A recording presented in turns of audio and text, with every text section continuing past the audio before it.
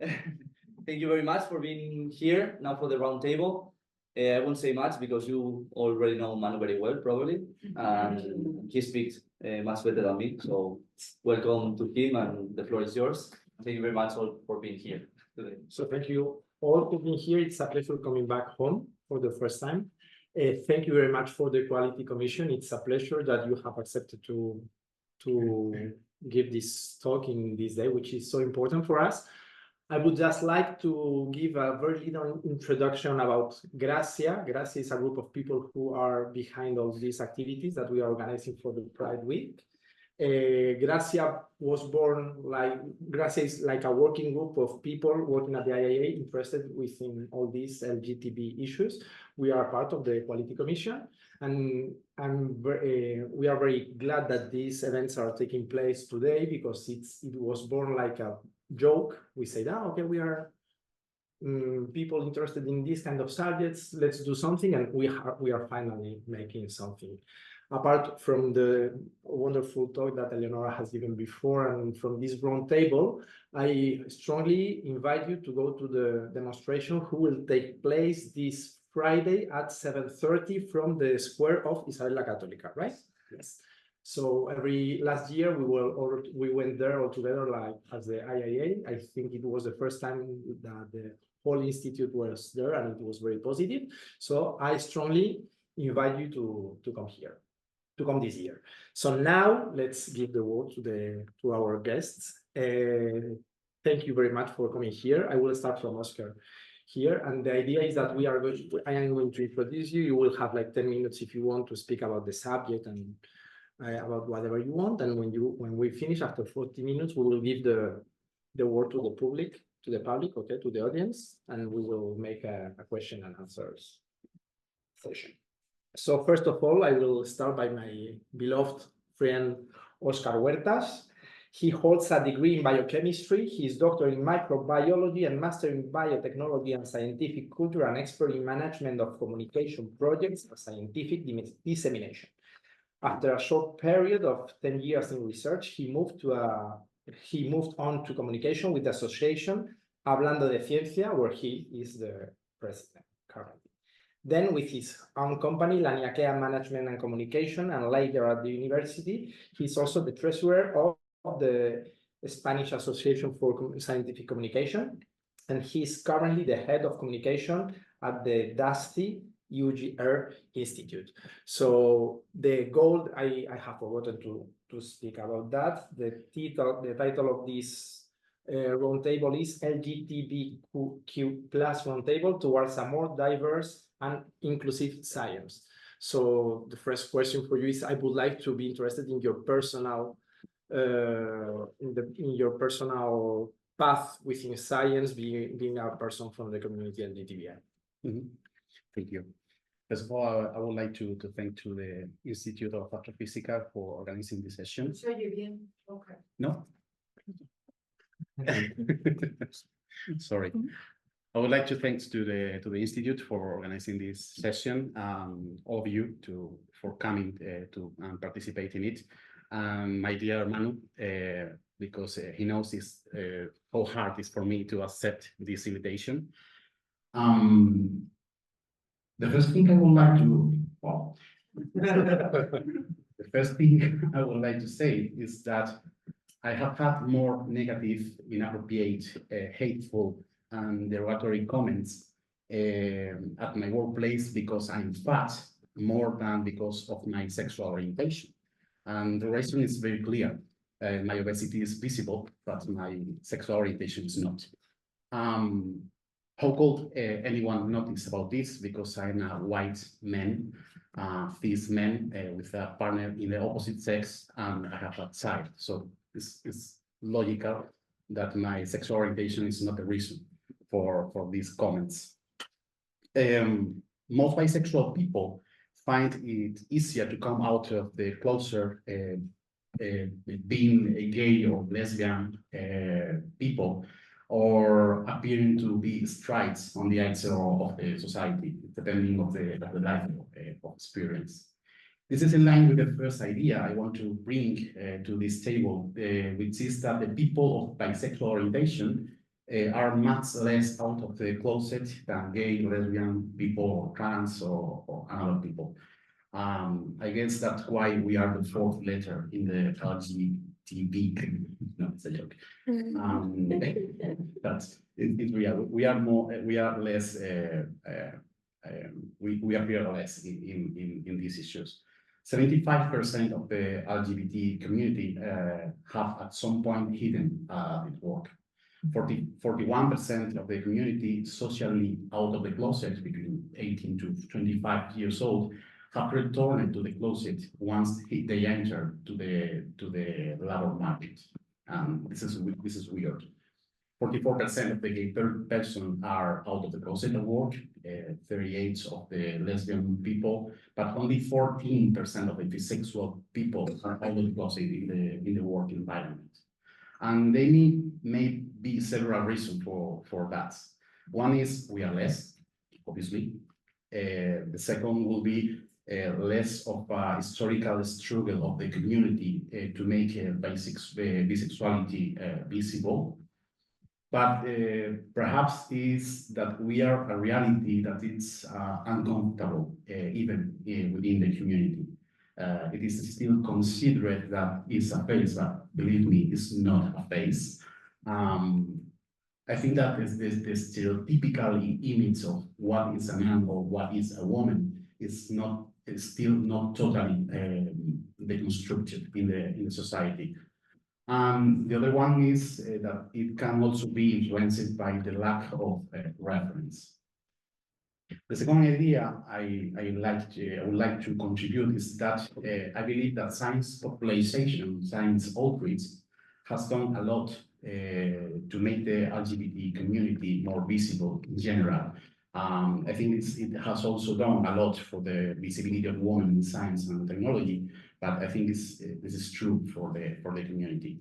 We, polarizers, have public profiles, and along with our work, we expose our life, expose our way of life. So somehow it's a way to expose that phase of our life. I have organized dozens of events. I have always tried to make into account several criteria. The gender parity is one of them, but also the diversity. The Ciencia event in the 6th edition, it was very curious. One thing that happens, we decided to do a thematic sessions, and one of the sessions was the rainbow sessions, in which people from LGBT community issues affecting our community were given visibility. We received a lot of critical voices from persons who didn't want to participate in the session because they feel that they were invited only because they belong into the community. Others that feel that it was unnecessary to say that these people are gay, trans, or whatever. But above all, that year, the session, the rainbow session, was the most attractive of the all attention in the media and in the program. The curious thing is that no one was invited to this session who had not participated in the Ciencia before. So in other words, the diversity was already part of the event, and the problem somehow is to make it visible. And that's why we did it. But that was new. That was new. You was, oh yes. Yeah. Sorry, but you come this year to Granada. Yeah, I wasn't in the city before. Yeah. I cheated. With this issue. It was an amazing session. Of the visibility of the community in size comes the third topic I would like to talk about. On these issues, the fears arise, the fears appears. Just as women sometimes wonder whether they have been invited because they are women or for their works, Sometimes the LGBT community also wonder whether the same things happens in certain environments. There's a question that I have not resolved. Do we have to make it visible, or do we have to normalize the situation? For me, the ideal will be that the data tell us that women and men access to the position of responsibility with the same frequency, but it's not. I would love that the data tell us that no one has to go back into the closet because they began to work in one site for sexual orientation or gender identity, but the data doesn't tell us that. So the data tell us that 29% of the trans and bisexual people have experience of harassment. 26% of the people experience discrimination, and 8% of these people have experienced assault. So as long as the data says that, normalization is not possible. Science and technology is aggravating with mental health is very deteriorated. The predoctoral person suffered twice the much stress, depression, and suicide than the rest of the population. So if you add an additional factor of stress or discrimination, things get worse. So this is the three ideas I want to. Unfortunately, I mean, we will discuss about that later on, but unfortunately, when you are a LGBTQ plus people, you have to be going out of the closet all your life. You arrive to a new job and you have to explain everybody again that you do not have a girlfriend, that you have a boyfriend called Robert, and which is like that, etc. Thank you very much. I'm very glad also to introduce you our second guest, Rocío. I have said Rocío Solá Jiménez.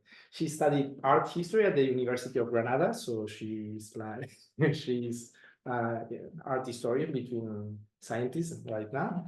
They hold a master's degree in comparative studies in literature, art, and thought, and a doctorate cum laude in humanities from the Pompeu Fabra University in Barcelona. Their main lines of research address the question of space and landscape in avant-garde art from the theory of affects, although they have also specialized in German literature of the interwar period in terms of gender, as well as in queer and LGBTQIA+ press studies in the Weimar Republic. They have recently completed a Margarita Sala research stay at the University of Granada in the Department of Art History, have participated in several research projects with European funding, and is coordinating a book on German and Austrian women writers in exile in the interwar period. In Granada, they are a member of Antirracismo Granada and an active member of the Coordinadora del Orgullo Crítico, Critical Pride Coordinating Committee. Welcome, Rocío. Thank you very much. I would like to ask you, I mean, I know that you are an expert, let's say, on this queer theory, etc. Could you explain more about that to this audience? I think most of us we are not aware about this queer movement. Sure, thank you very much. And first of all, like, good afternoon, and thank you also for the Institute for inviting me here and being like the weird little autistic person within scientists and brilliant people. And I feel a little bit of pressure, and I feel overwhelmed being surrounded by such a brilliant environment. And I think that I have to make a very good performance on behalf of my fellows artists and humanity researchers. And so I think that queer theories and queer methodologies are very well linked to what the previous seminar was about, like intersectionality, because I think that within queer theories, we are discussing things like a little bit different, no? By this kind of research, we enhance this self-reflective awareness. So, I mean, we have to be very aware of ourselves, our history, our experience. Experience is something very important. Like, I'm connecting with what my colleague Oscar was saying. And the main position of queer methodologies is to stand against this reinscribing the subject in these fixed notions of gender, sexual, and racial issues. And by that, I want to also thank this privileged space and this privileged place of talking, because myself, I feel very privileged to be here. And I also feel that there's a lack of certain kinds of people in knowledge, in science, and in university in general. And I'm not only talking about LGBTQA plus people, I'm also talking about racialized people and racialized queer people, which actually do exist, which actually come into universities, and they are also lured by this idea of inclusivity. And sometimes I fight a little bit against this word, because I feel like when we talk from the Western academia settlement about inclusivity, it's like if we were in a birthday party and we were saying, no, just come over, we have some cake, it's our cake, you may have some, but if you misbehave, feel free to go out. Because I think that there's a over-policing over these certain profiles of people, whether you are LGBTQ, whether you are a racialized person, you have to behave in a Western society, in a Western institution like university and research piece. And by that, I feel that there's some struggles that Oscar was putting into the table that really resonates with my experience, because I feel that as bi people are more closeted. Let's talk about non-binary. I mean, that's the first time that I'm presenting myself as a dating person in research, because when I was trying to do that the first time, it was at a conference dinner that I was organizing. And this person, I'm not gonna say the name or the charge, maybe this person will see that, but there was a person who told me that non-binary people don't exist. And if they do say so, like they exist, it's just because they want to hinder other struggles that the LGBTQ plus community have. So it's like, no, you have this problem, this pronouns issue. You have this idea of, I have to assume that you're something else outside of the binary norm. And I think that's something that really these queer methodologies and these queer studies are also proposing, kind of, no? And by that I mean not to be very corseted in certain methodologies, certain procedures that are really biased by this thing called the scientific method. I think you might be familiar with that. But it also comes from this idea of segmenting, classifying, naming from this Western part of the world, other things, other realities, other procedures of making knowledge, of speaking about experiences that are not ours, are not the white people, Western people experiences and ways of perceiving the world. And I think that intersection here is very important. Interdisciplinarity is something that I feel that enriches a lot this scientific environment. And I will aim people just to be more open-minded, to listen other voices, to listen other procedures of making knowledge, of doing in general, to listen other people telling their experiences, and to handle also this kind of discomfort that maybe can come from listening, something that maybe, I don't know, we think that we're doing that, something bad. Oh no, but I'm not a bad person. I'm just very open in this idea, blah, blah, blah. No, let's handle this discomfort. Let's hear other people. Let's also consider other ways of making this kind of researches also, because as an humanities researcher, I don't know, like as a person who comes from the human sciences, I feel like when you're applying for grants or scholarship or things like that, there are two things that always take me back from getting the grant, and that is methodologies, because I'm not having like a very strict methodology that a person can assume like as a scientific procedure. And it's like, okay, I'm researching literature. What has to do a scientific procedure with this kind of studies? And second of all, just because I think it has a lot to do with the experience of reading, the experience of handling, of touching, of being in the space where you are researching. And the second thing is internationalization. And the main thing that shows that there's a huge internationalization in science is that this conference, for example, this roundtable is being held in English. And I feel difficult, or I feel like institutions make difficult for us to create networks of knowledge and networks of people with some lasting or long-lasting impact in our own communities and within our own people, or I don't know, like building these bridges between disciplines, etc., because they're always forcing you to go abroad, spend a couple of years in this place, then another couple of years somewhere else, and maybe you're 45 and you don't have a position, which I don't want in my life. I don't know, that doesn't sound very appealing to me as a person who also struggles building networks with people and building networks with researchers that understand me and celebrate me and also want to work with me and accepting me by the person I am. And I think that's something that really encourages you to do as young researchers or as more experienced researchers, to build networks, to do these mutual aid groups in universities, and stop competing that much, stop believing that that's the only way of making progress, and start listening to each other, start helping each other, caring for each other. And I think that would be like a better methodology in my opinion, and a better way of making science a little bit more human. Thank you very much, Rocío. Our Thank you. Our next guest is Juana Bermejo Vega. She holds a PhD in physics and computer science. She's a specialist in quantum computing from the Technical University of Munich.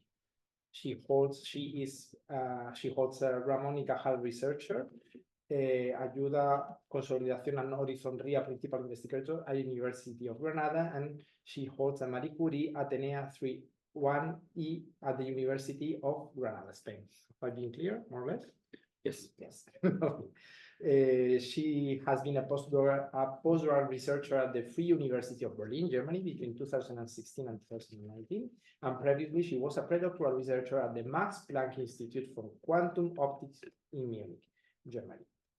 She has a double degree in physics and technical engineering in computer science from the University of Salamanca, Spain. And she's an activist for rights, equality, and inclusion in science. She is the co-founder and co-organizer of the Q-Turn Inclusive Quantum Information Conference held between 2018 and 2020, and the Equal Opportunity Group of the Max Planck Institute PhD Net between 2014 and 2017. Before entering here, we have been discussing more or less the issues that we wanted to discuss on this round table, and she has told me, Manu, I want to speak about harassment in the academia, just for the fact of being a trans woman. So you have 10 minutes, and afterwards we will discuss more. So I have a question. Should I speak here? There. Okay. To the long one? Do these mics couple? People, yeah, that one is for us. They are not coupling, right? No. Thank you, Manu. You are adorable. I'm impressed to see Manu speaking so seriously, because we are, several people in the table. We are famous for being among the top leaders in mamarrachismo in this country, which is very hard to translate. So somebody please translate this during the talk. I would like to mention that, sorry if I'm looking at my phone every now and then, because I'm trying to hire a postdoc from Portugal, and she's queer, and she's having trouble with the administration of the University of Granada.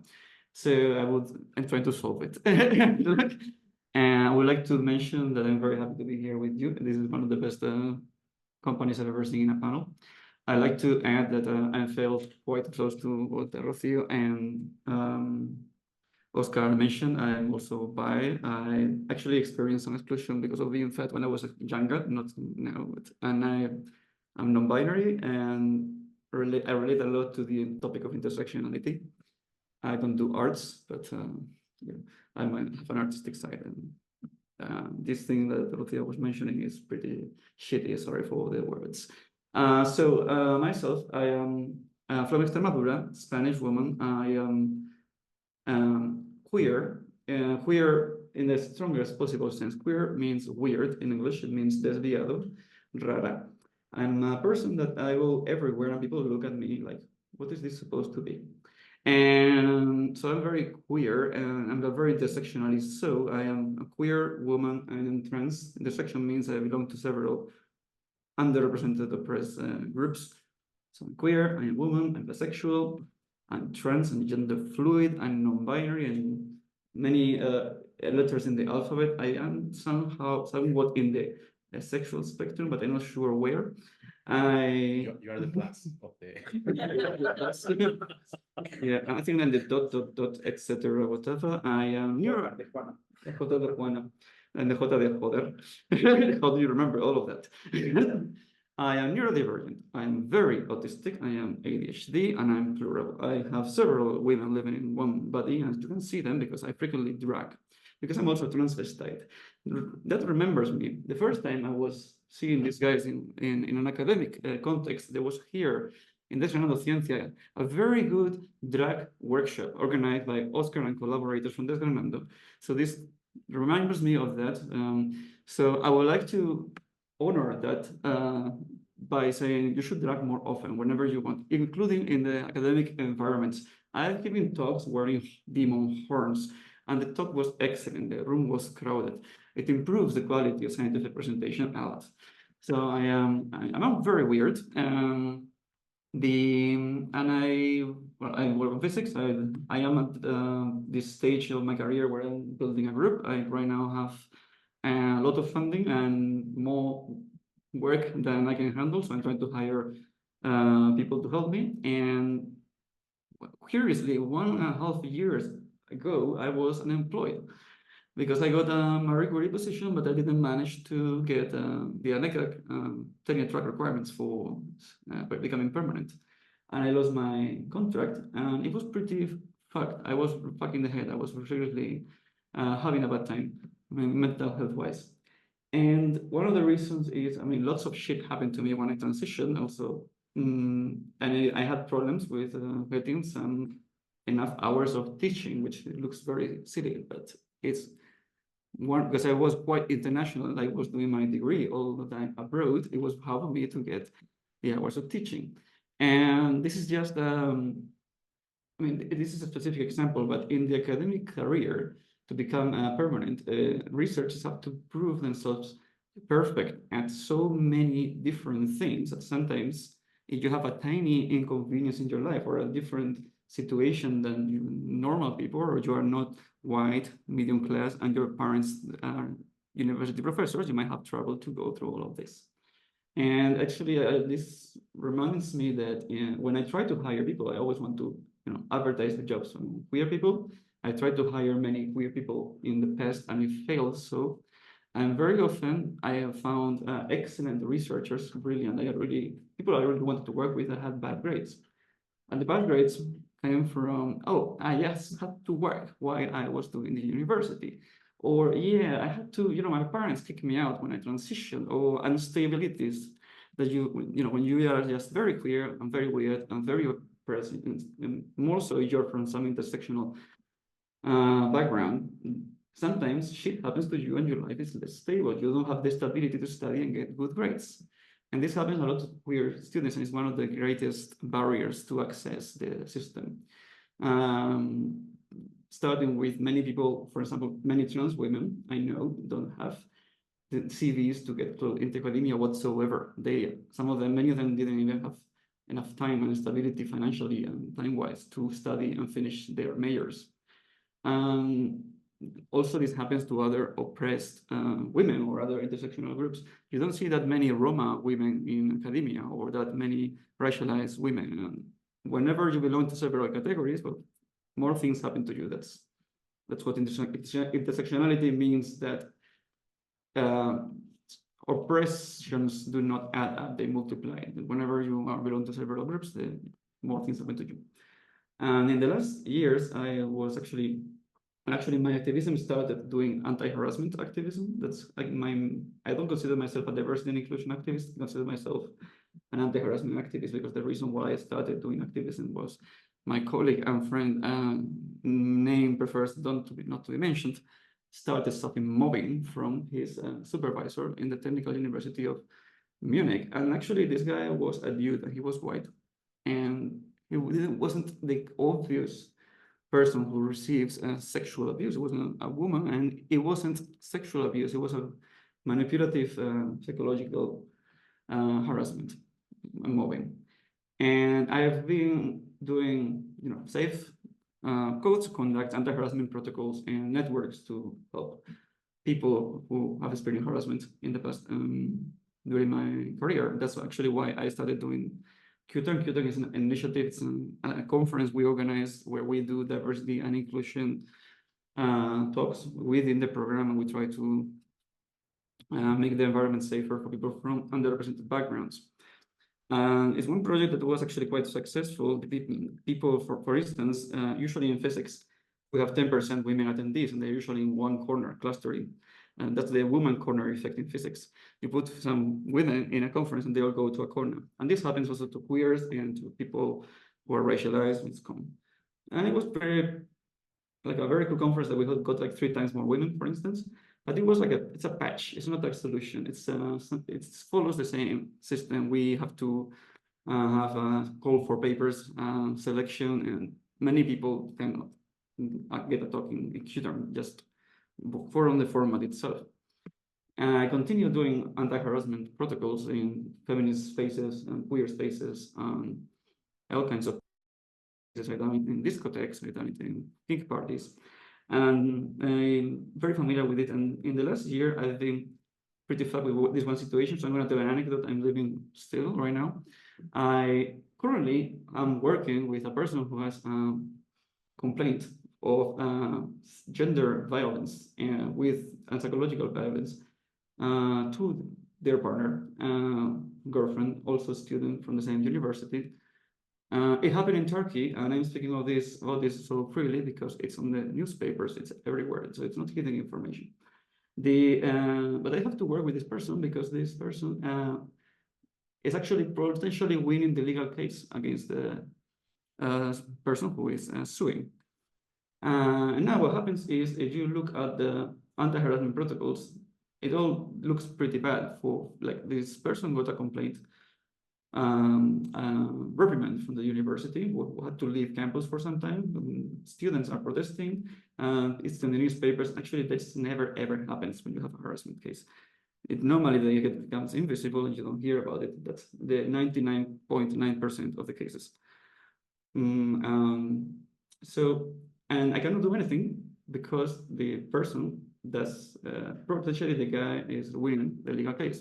With a DARVO, double type of defense, they are arguing that the person is actually the aggressor and that the student is crazy and they are attacking back. And now the situation here is this person, well, the European Union that who actually coordinates the project, and the universities cannot do anything legally because legally this person is not guilty. And several collaborators believe that he is innocent, and I disagree. And I cannot do anything, or some people who are also comfortable working with him cannot do anything whatsoever. And the University of Granada specifically told me that they will only help me in case that there is a sexual harassment case. They don't, the current protocol we have, it doesn't help you with mobbing or stalking or other types of harassment. And actually, becoming more constructive, I want to argue that we need better harassment and mobbing protocols. Because when this kind of thing happens, our protocols are not good enough. And sometimes harassment is not sexual and it's of a mobbing nature, and you get excluded because your colleagues ban against you because you are weird, and you just get isolated in projects. With that, I will pass the turn to the next speaker. Thank you very much. Thank you very much for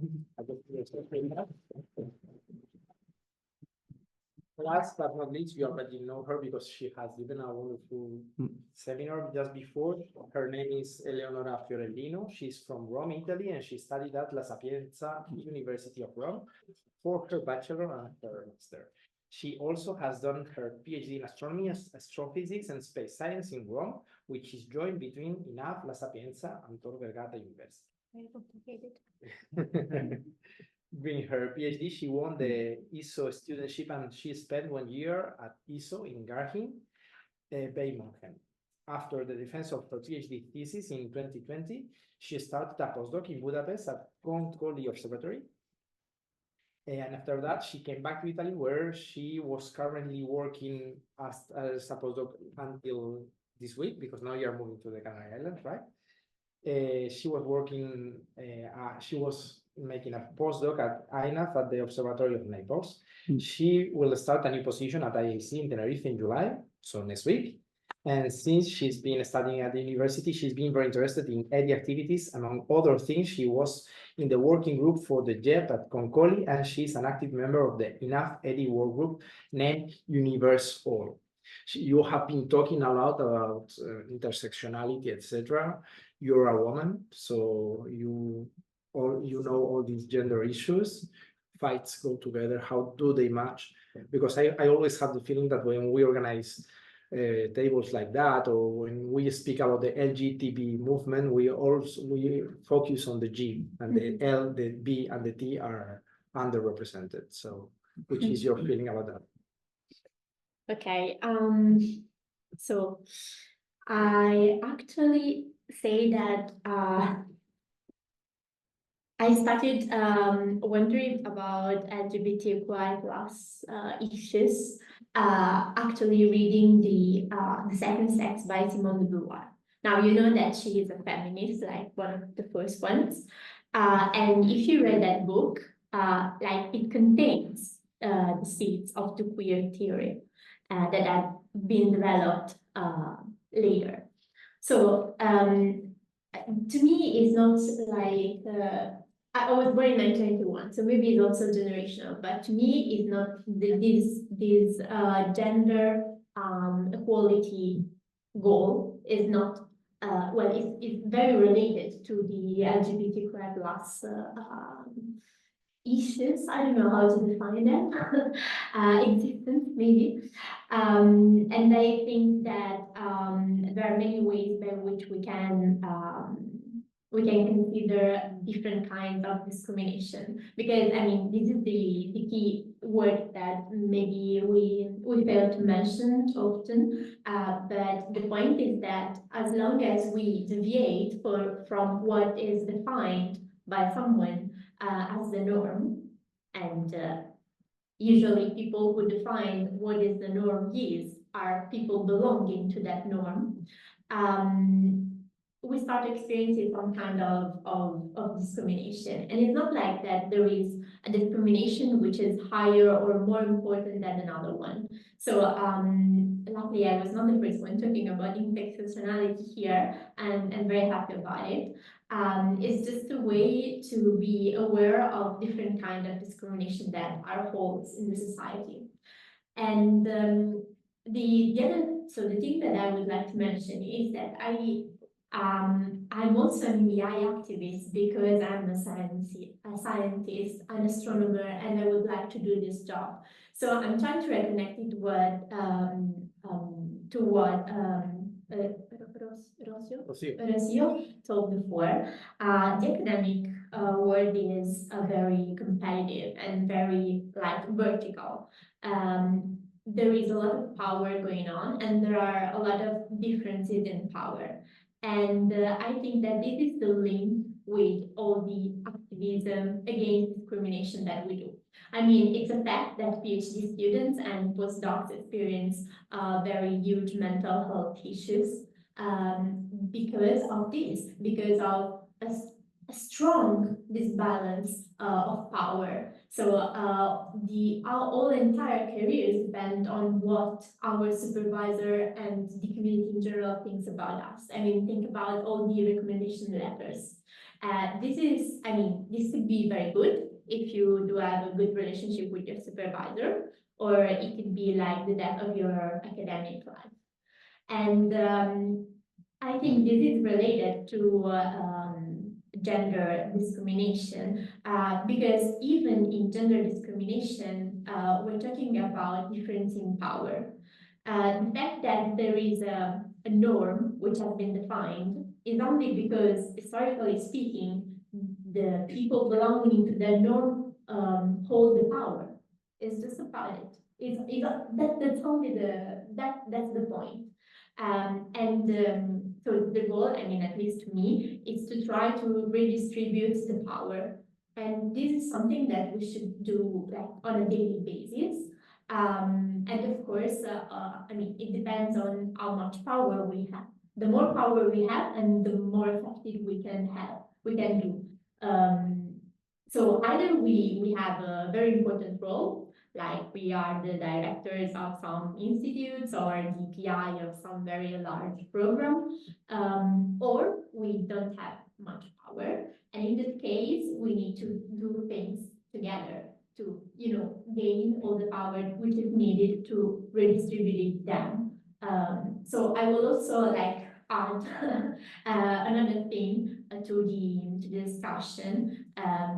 The gender, the sexual orientation, the race, we already talk about it, but also the position that you have in the academic system. So basically we are here in an institute in the academia, so I think that it's good for us to coming back to our job. And I don't know, I think. Right. Thank you very much. Before giving the word to the audience, I would like to make you a question. I mean, I remember that when Gracia and I was born, we were just a couple of people, and at the institute dinners, we started to joke about that, and more people started to say, yeah, and also in the closet, I would like to be a part of this. I mean, I think there is an elephant in the room, which is the problem of the closeted people. Is it worth it? I mean, and after all the explanation that Hara has given to us about harassment, etc., is it worth it? Is it necessary? What do you think about that? Which is your advice for young students, closeted? What would you say to them? Should I go first? And as you wish. Okay. I mean, it's a very private thing. So I don't think that there is an answer which could be generalized. It depends on the person, and it also depends on the person in that specific moment, in that specific institution, is what you said. You're coming out like multiple times, and sometimes you can feel do not do it. Sometimes you are okay with it. I don't think that there should be a general rule. I mean, it's a fact, and it is also true, for example, with women in science. I was mentioning this before during the seminar that if you have an example, it could be easier for you to feeling okay, feeling good. But still, I think no one should feel the pressure to do it only to be the example which would add people. Wait. I think it's quite important to have a network that will support you, either friends, family, or finding new circles.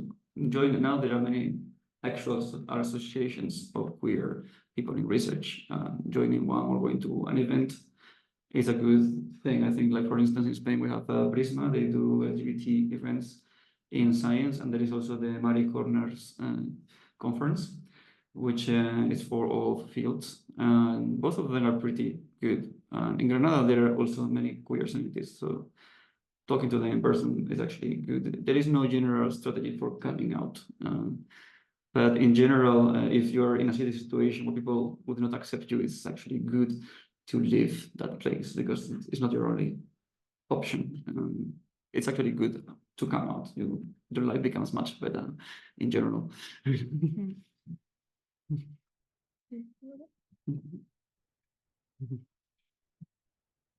Well, there's a said in Spanish when we are going to address a difficult topic, which is open a melon, abrir un melón. And I think that this question was a little bit like that, because of course, your sexual preference are not the matter of a job interview or a grant application of whatever like that. But I can get that some work environments may become dangerous or harassing when it comes to coming out in a way that it's visible that you are a little bit deviant or a little bit queer or whatever. And I talk specifically about trans people, because when you transition into one within this binary spectrum, it is clear that something is going on. And I think that I don't know, Hannah maybe can talk about that better, about her experience in Germany. But I mean, it's something that it's being made clear, and sometimes it may also carry with it some issues with your work environment. Or for instance, the example that I was giving before about introducing a little bit, like maybe I'm using like dating pronouns, right? And it was like 3 years ago, and the answer I received was like, okay, but that doesn't exist. And it's violent. I needed to leave the room, the dining room, because I was feeling like really overwhelmed about that thing coming straight from the mouth of the person that was working with me, like my superior at that time. And some people also about the non-binarism say that if you can cease passing, just don't get into this mess, right?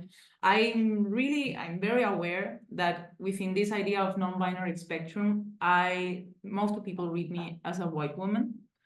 And I know that also plays a little bit of privilege, because I can do this cis passing thing and pretend a little bit, drag a little bit, like Hara was saying, and nothing's wrong, right? But you feel inside yourself that you're not living your own experience, you're not living your own life, you're just faking. Or, I mean, I really feel myself like empowered in this idea of dragging, like this is very, I don't know, flashy person giving lectures or something like that, and the flashy teacher talking about RuPaul or things like that to students. But on the inside, you know that there's something that really doesn't fit with that identity. And I want also to recall in this table that non-binary people don't owe anyone androgynism or this androgynous appearance. You can do that if you like. You can do that either if you're a butch lesbian or if you're, I don't know, whatever, you just like that aesthetic, that's okay. It doesn't have anything to do with your gender identity. And I would say that that's an issue when it comes to coming out from the closet, from this particular kind of closet. So me personally, now I'm taking all the courage that I didn't have past years to say that and to be here and speak about that experience. But I will say that in some cases it can be like a very long, tricky path to transition to, like to go from one point to the other, to explain. It feels like you have to give explanations every single time about who are you, but why do you look like this, but why it's like you're being policed all the time. So if you know that your environment is gonna be really freaky about it, try to take it easy, try to take your time for doing so. Don't be in a rush. Just feel your own times, feel your own path, and do your own truth. That's a little bit easy to say, but I think that's the better advice I can give to people in this situation. And in this sense, I think this is important to have the site to talk about it. It's important to have the Gracia movement just appear. That's just people who talk about it. If you have the opportunity to participate on it, it's wonderful. If you don't want to, it's okay. I think it's like you talk about the intersectionality, and I really like to talk about all the types of discrimination, because it doesn't matter if it's about poverty or it's about gender or sexual orientation. It doesn't matter. It's like when you make adaptation for people with disabilities. This is useful for all of us, because it doesn't matter if the bathroom is bigger or if you have a ramp. This is useful for all. In this kind is the same. If you have the opportunity to have this kind of discussion, doesn't matter if you are or not out of the closet, you have the opportunity to have it. I remember the first time I talked to Hara, she told me I'm very involved in the defense of all the people que está jodida, ¿no? Did I say that? You will do more like this. Do you want to add something, Hara, or you? I would like to add a few things. So actually, when I was in the closet, I couldn't get accepted in a women group because I was non-binary but not woman enough. And when you come out, you get actually a superpower, which is this type of assholes. They avoid you or they exclude you. So they get out of your way for free. And it's a superpower. Actually, I use this when I go to the park. Some people don't want their kids to play with my kid, and they will literally take their kid and go away when they see how trans I am. And they do that, and it's actually like a service. You know, like I would pay them for doing that, but they do it for free. So you will lose some people when you come out, but you will make new friends, make new circles, and they are much more worth than those people who disappear. So just come out, it's much better. But also, I would like to add, you guys don't look normal. You have never looked normal to me. You have never had normal passing. I'm sorry, don't live in that. What is that fantasy like? Like people can see when you are like them or when you are not like them, and people detect this very fast in groups in our society. I don't know anything about that, why that works, because I am a physicist. But the people can see perfectly that you are belong to their group or not. People always knew I was queer, autistic, and trans from the high school. Like they actually call me maricón, bollera, travesti, asexual, autista in school. It was anyway. I love you guys. If we agree, we can ask the audience to make questions. Do you have any question, Matilde? Please. I have a question for Rocío. I don't know if I had understood you properly in relation to internationalization. I understood you're against because you feel more comfortable in your community and you are worried about to be accepted in other community. Yeah, I think I had understood properly or not, because I think one of the most exciting things in research is to build wide network, to learn from other culture, from other countries. I understand also perhaps there is a risk to be accepted, but for everybody. But perhaps it's wrong, I don't know. I could understand you properly or not. I'm not saying I'm against internationality, but I think that that's a mold that will have to fit in mandatory in order to build a successful career. If you don't get that, you won't be accepted in so many grants. That's why I'm a little bit critical with. Because when we talk about internationalization, and I see it also with students, we make this list of countries that are more valued than other countries. It doesn't matter if you just move a lot around the South, like the South in general, like the plural conception of South. And it would be more likable if you just go to, let's say, United States, Canada, Germany, Norway, Sweden, places like this. I see that there's like these countries in the first class, countries in the second class, and countries in the third class when it comes to science. And what I'm saying, I mean, I've been an international researcher too. I've been in Munich, I've been in Finland, things like that. But what I think it's a little bit also sad is that this is mandatory. You don't choose to go abroad. If you're researching something, for example, within your own community, it's very difficult to build a prolific career in your country if you don't go abroad. And I think that building networks, as you said, is super enriching, is wonderful, and getting people interested in the same field and building this great communication networks is amazing. But the thing that's the only way to build a prolific career, it's what makes me feel a little bit, why?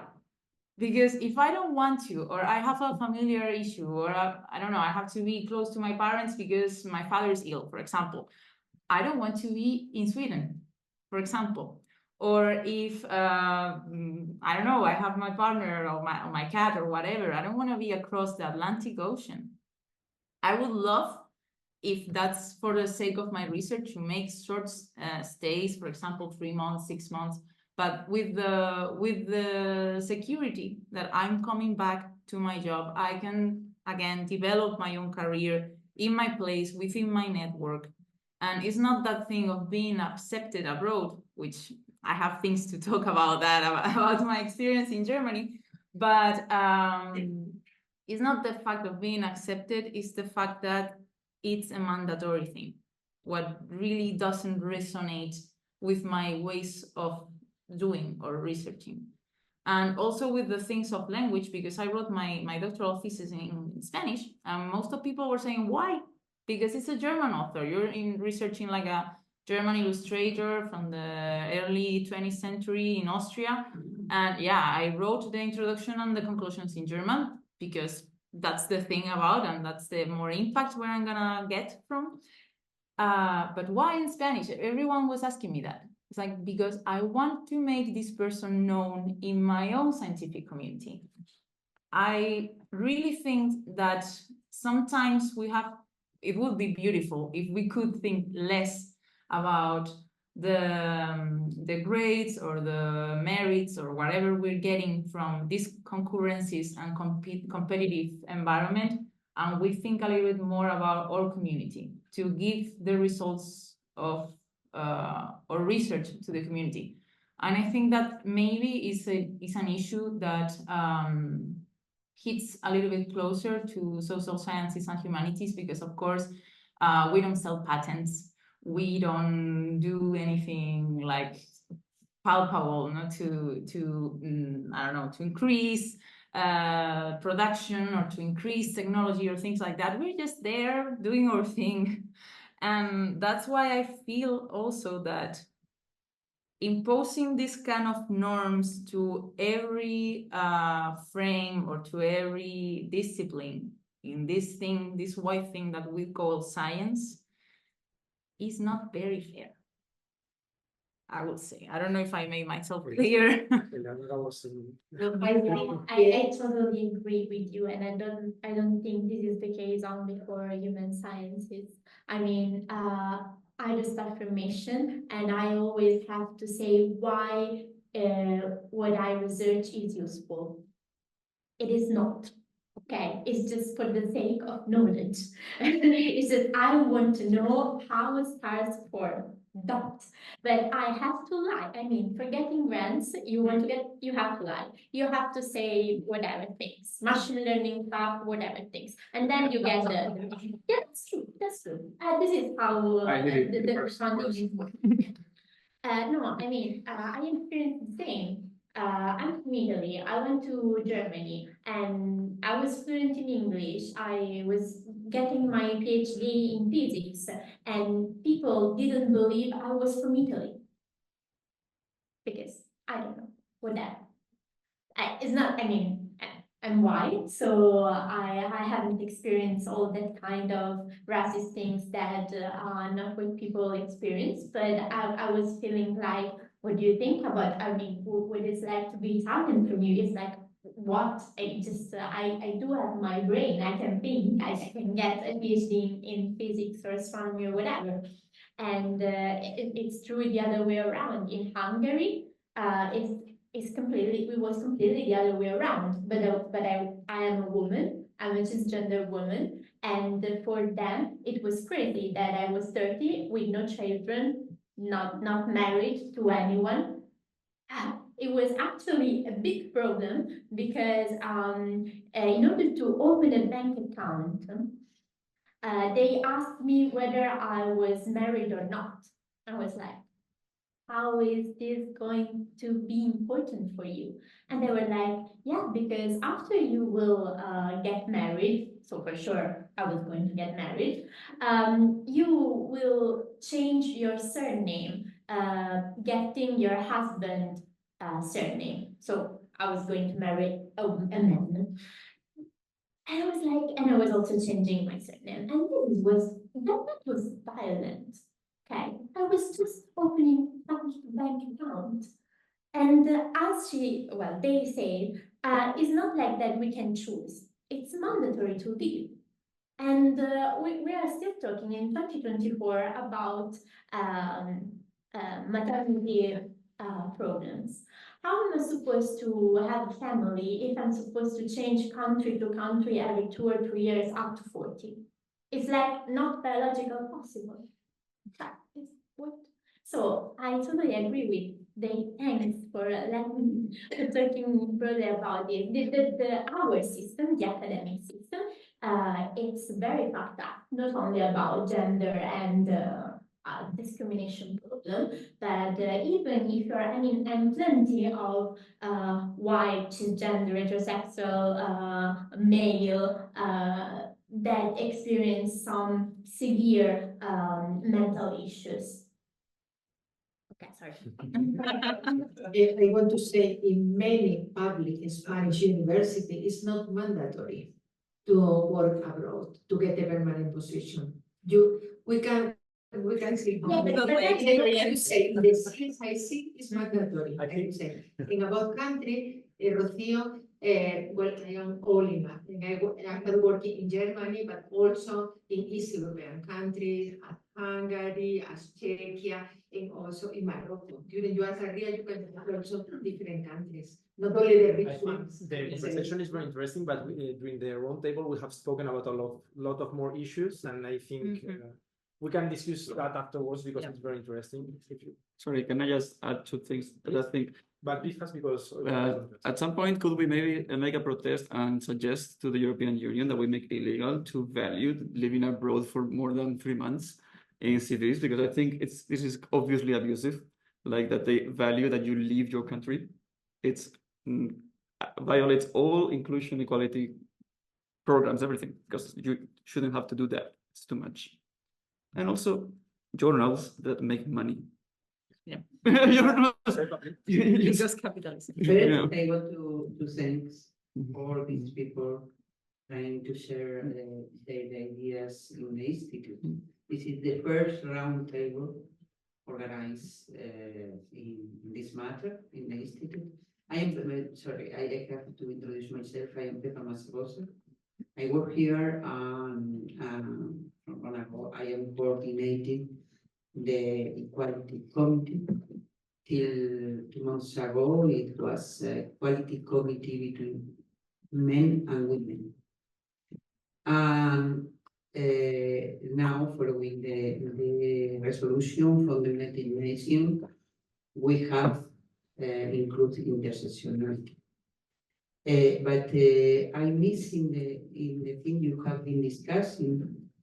I have been working with the problem of women entering into the academy, and from 40 years ago. And we have been following how has been the progress. We made a lot of number on this, and we can identify some discrimination. We have corrected some, others we still were not allowed to be solved. And the thing I miss in the round table is how important, because I normally look at the number and see how many. I was asking before to Eleonora that this reference paper by the Royal Astronomical Society, how many people, how is the percentage of people that fill the survey, because this is important in order to be if it is biased or not. And now that I have to change my quality plan in the institute.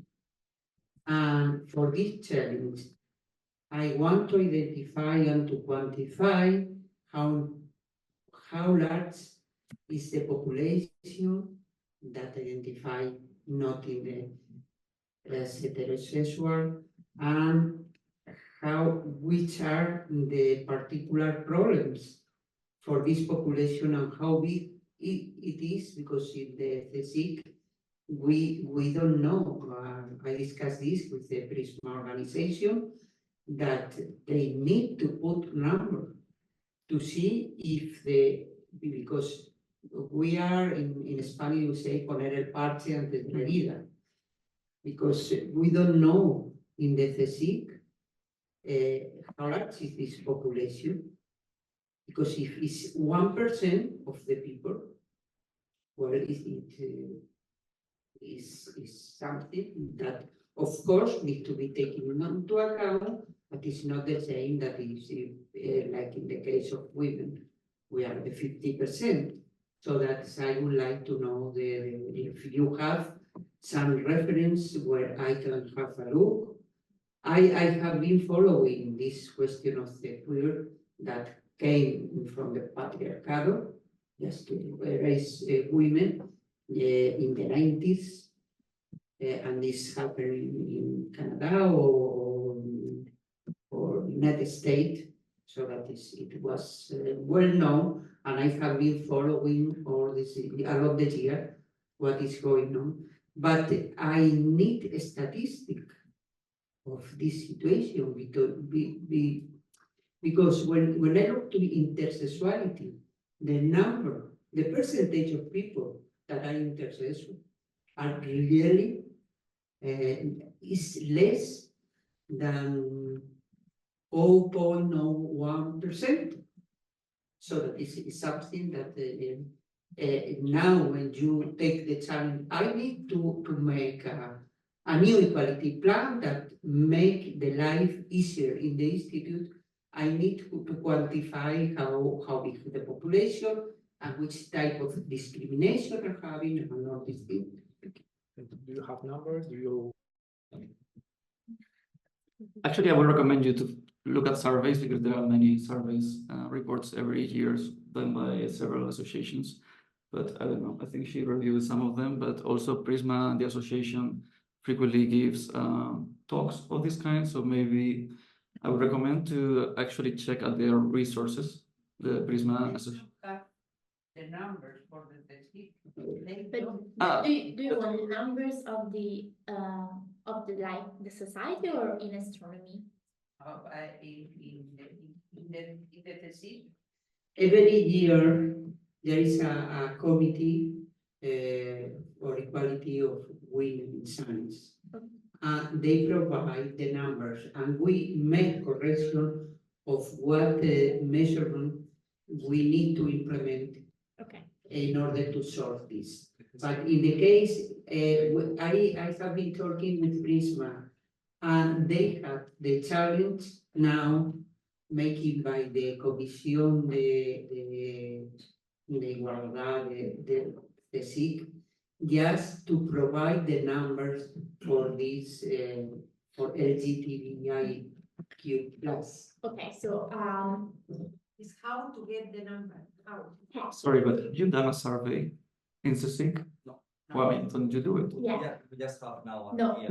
I mean, that's the point. At CERN, I mean, there are tools on Google. You just Google it and have the tools, and then you do your own survey in the institute if this is what you need, or you talk with other institutions to get like a survey in Spain, in Andalusia, or whatever you want. The fact that there are not numbers out there doesn't mean that it is not possible to have those numbers. It also depends on the numbers that you want. I mean, I'm an expert on Italy, maybe who is from Spain knows better the situation here, but there are studies going on. The fact that now the numbers about women and men are so effective and robust is because it's ages since we started doing this, while on the other side, for LGBTQI plus numbers, we're still in the process. So if you need those numbers for whatever reason, I would recommend you to talk with people that could have it. And if you're looking for numbers in Spain, I'm not the most suitable person. But also to do some like surveys. However, I mean, I do like numbers, I'm a scientist, but I don't think that I'm not sure if this is like the best approach to solve the problem, because as I said before, it says since we all acknowledge the fact that there is a gender problem between male and female representation in the academia, but it is not solved. So it's good to do some regulation looking at the numbers. I'm totally fine with it, but it's not only doing this kind of stuff that you solve the problem. I mean, this is what we are learning with women and men. Also, there is another point of discussion. For example, for women, there is what they call a paradox. The fact that the Southern European countries who are more like conservative on their gender issues does have the higher percentage of astronomers. I'm talking about astronomy because this is how I know. So for example, in Spain and indeed in Italy, there are more female permanent positions in astronomy than, for example, in Germany and in UK. But this is not actually a paradox. This is related to the fact that the job of a researcher is well paid in Germany and UK and not paid so much like in Spain or in Italy. So there is also this problem. I just wanted to mention it because this never came out and I think it's important also.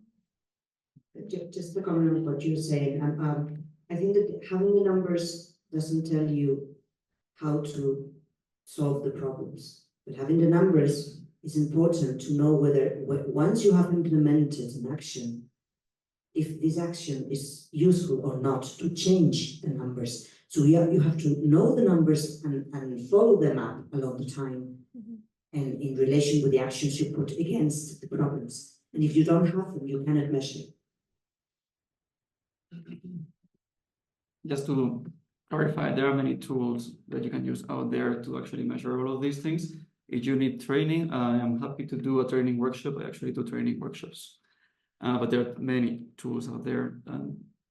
If you do a survey at CSIC studying these issues, it's publishable material. So I don't understand why you don't do the survey. But I mean, well, in CSIC, for instance, we have we ask for having the information segregated in women and men, because at the beginning we had no numbers about that, but we don't have the information analyzed or whatever to have to be able to make such a research on the numbers about anything.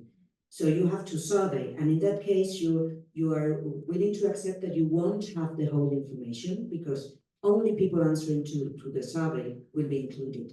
So I think that it's important to know how many boxes we have to put for identifying people, for example, and to know how many of them we need, in order it can be made automatically and anonymously, and then we have access to the full information and then to the full statistics. Yeah, can I answer a little thing about what you were saying? At the beginning, I know that that's a way to prove the impact of the actions that are being taken on that matter, but I'm really concerned about the idea of classifying things in boxes, because when it comes to this kind of divisions, because you guys are talking about women and men, there's gay men that are not subjected to the same violence that other men, or are not following the same path as other men, but they're still men. And also there are lesbian women that are not being touched by the same issues that cis heterosexual women. There's trans women, there's trans men, there are non-binary people, there are intersexual people, which are things that are not the same. So how are we building these categories? And most importantly, because I think that this issue really reconnects with the thing I was telling at the beginning, most importantly is not how do we call these people, how do we divide these people, how do we categorize these people? Because also between women and men, there's like racialized men that doesn't have the same issues as white men, racialized women that doesn't have other issues. I mean, this is all about intersectionality. And to do so, I would focus less on these categories, and I will focus more about group interventions, listening to the people, doing this survey to track how's the plurality of the community in that institute, in science, in this department, whatever. Just let's track what is the diversity like in this place.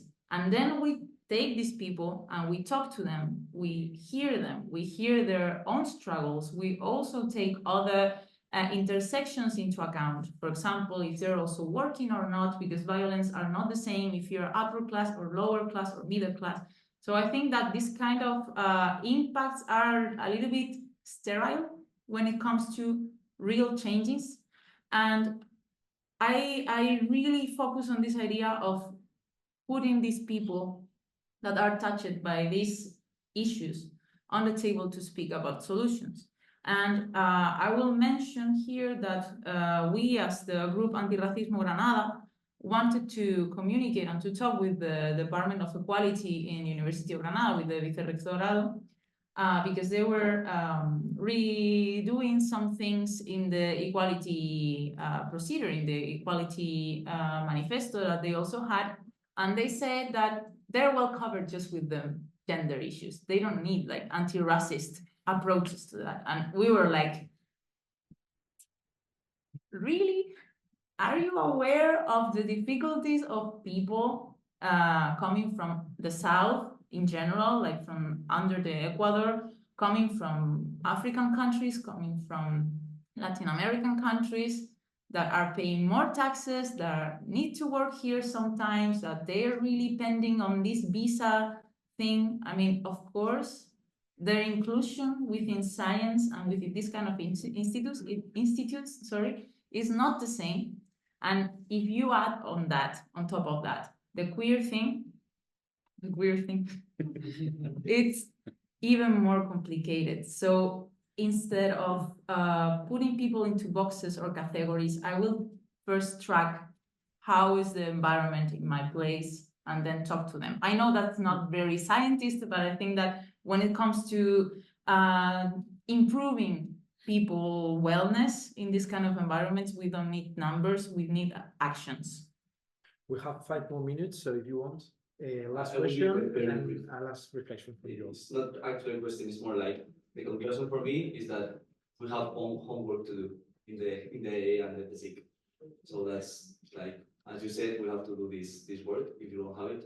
And yeah, only that. Thank you very much. We have 5 minutes, so if you want to say some words to close the table, you are more than welcome. Please, Hannah. Okay, just some things to evaluate.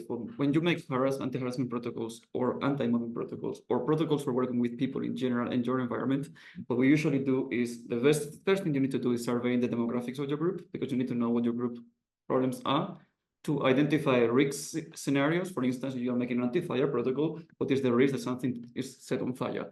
You're monitoring harassment, then what are the scenarios where harassment is more likely to happen? And you usually just survey at different groups what is the probability that they will experience something. But also you measure how frequently do they feel feelings of abandoning the place. How included do they feel? Do they feel otherhood? Do they have frequent thoughts of leaving the academia? And you also get data of people who live in this way. If all institutions in Spain do this, which is what they should be doing, you have data from all institutions. And it's actually basic statistics, you get very good numbers from this. Like it's within probability measure convergence. But it's actually easy. People have been doing this for decades. It's not. Yeah. Thank you. So last, please, last take home messages from here to there or from there to here. As you wish. Oscar? No, I'm not in the PhD. We don't need to know the number of blind person in the PhD to think about a solution for this blind person, for singular person. I don't know if you know the percentage of LGBT person in the society. We could make a quickly quiz. Do you think that is less than 1%, between 1 and 5%, 5% to 10%, or more than 10%? What do you think? Should be around 10%. More than 10%. There's 9% in the society, 9% in Spain. So this is the data. I don't really need to know if in the physics we have only 1 or 3 or 20 people. We need to think about the inclusion methods to make all the inclusion with all the people. Even though it's 1%. Yeah. Thank you very much, Rocío. I just have the feeling that I've set this thing on fire quite enough. Thank you. Para Juan. I actually once almost burned the university, but that was an accident. And it was me. And it was my fault. And I'm so sorry. No, thank you for listening. It was great to be here. If you want to discuss more, we can talk later in the break. Eleonora? Hi, no, I just want to say that gender studies are a field of knowledge. It's not like we wake up one morning and we do have a feeling about all the differences that we are, that we have on a certain, I don't know, about gender or about sexual orientation or about whatever.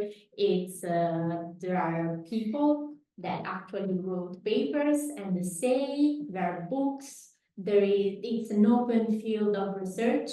There are books publishing daily. So since I believe in research, I think that the solution can pass through studying it. There is material. So I think that knowing more and more and more, and also practicing what we learn, talking with other people, is like the basic, the 0 level to start a discussion about it. So I don't know, I can provide some milestones. I think that we can all but then it's really like, it's the same when you do a research for your paper. Maybe you know a very famous reference, and then reading that paper, you have to read more and more and more papers to get the sense of that exactly sentence. And this is like the same for gender studies. And after doing this, and at least for me, it became very clear that you never stop and learning new things. And also, I mean, I feel that it's true that we need population and we need data. It's just that STEMs are different than gender studies. Okay, so if we keep trying to translate our own scientific approach to this specific topic, we may not reach the goal. This is my feeling. And thanks a lot for this opportunity to discuss about it. Thank you very much. Please have a big applause.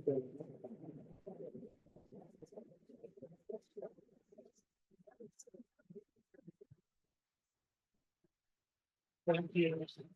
Thank you very much for attending this front table. It has been very interesting. I think now we will have the time to take some data and to discuss about that. I guess it's foreseen. If someone in the institute needs help with this kind of help and support with this kind of LGBTQ plus stuff, please contact the Gracia, which will be more than glad to help you. And please do not forget that on Friday at 7:30 we see everybody at the demonstration at Plaza Isabel la Católica, second IAA Gay LGBTQ plus demonstration of history. Yeah. I have a free dance workshop on Thursday. Queer dance workshop. Please ask me about it if you're interested.